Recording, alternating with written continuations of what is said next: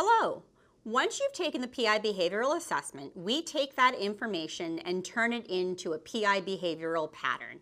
In that pattern, we measure 4 different drives, or the 4 factors.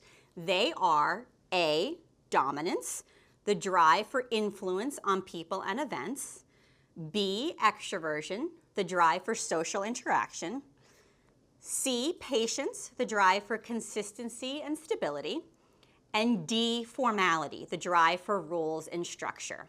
Understanding each one of these 4 drives will help us better understand a person and how they operate in the workplace.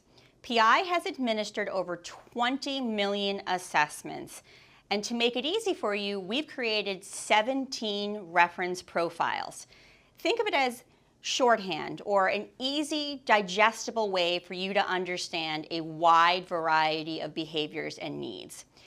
Your behavioral pattern might not fit exactly into one of these reference profiles, but most likely they'll come close.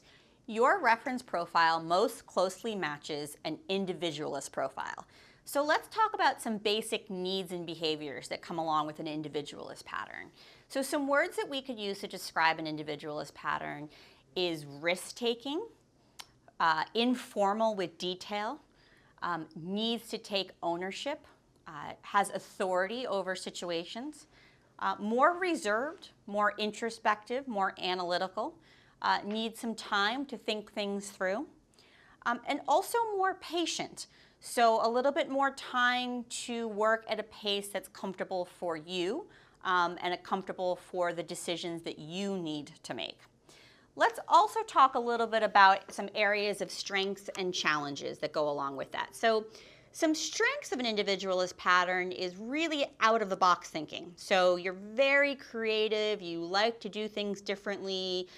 The saying, you don't like to color inside the lines. For you, it's all about the creative approach. It's all about doing things differently. So if you're in an environment that allows you to do that, that allows you to come up with new ideas, that allows you to try new things, that allows you to be flexible in how you approach decision making, that is highly motivating for you.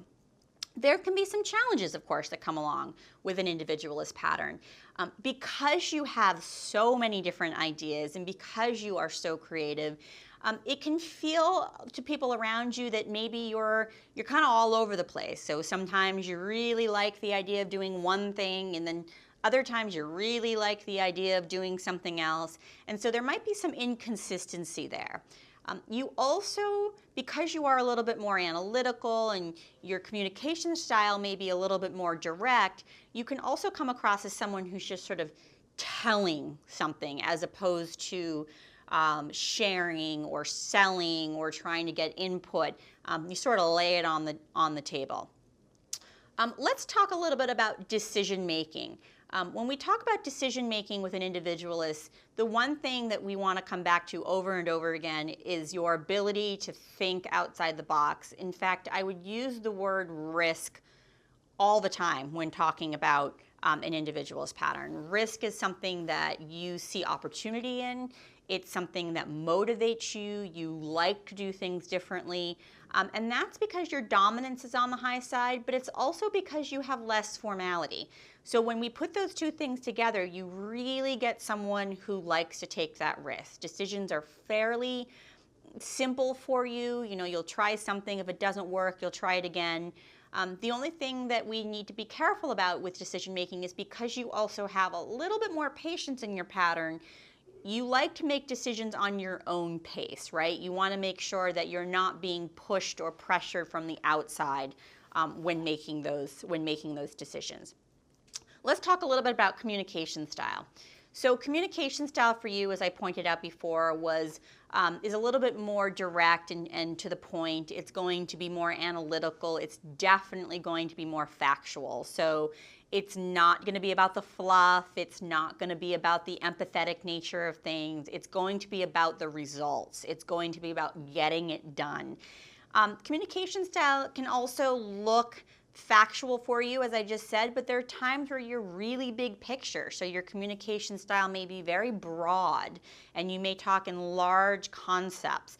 It depends on where you are at in that decision-making process. That will actually ultimately influence your communication style. So in summary, let's talk about a few words that I would use to describe an individualist pattern. So first and foremost, I would say flexible with the rules, autonomous, takes ownership, I would say creative, and outside the box. That's a great way of thinking about an individualist pattern. So that's a little bit more on your individualist profile.